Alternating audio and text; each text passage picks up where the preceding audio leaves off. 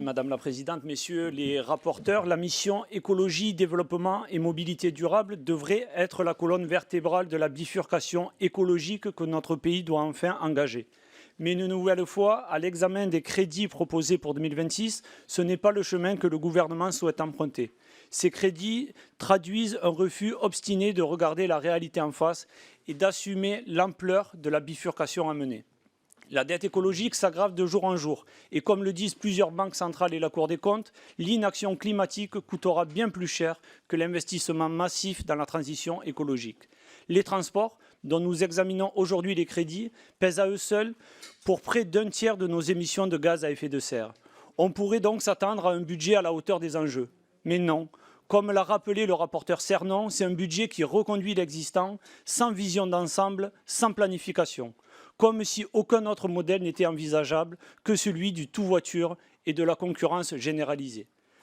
Comme le souligne le récent rapport d'information de nos collègues Givernet et Cernon, le ferroviaire n'est pas un mode de transport parmi d'autres, c'est un outil d'égalité territoriale.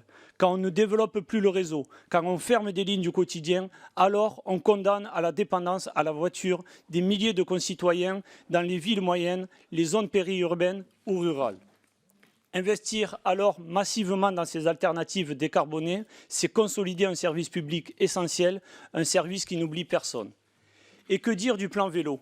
Présenté en 2023 comme le fer de lance de la mobilité durable, il est aujourd'hui laissé à l'abandon. Le fonds mobilité active a été divisé par 5 depuis. Il est passé de 250 millions à 50 millions d'euros aujourd'hui. C'est dire de la priorité portée par le gouvernement pour la santé publique et la qualité de l'air en soutenant les mobilités douces.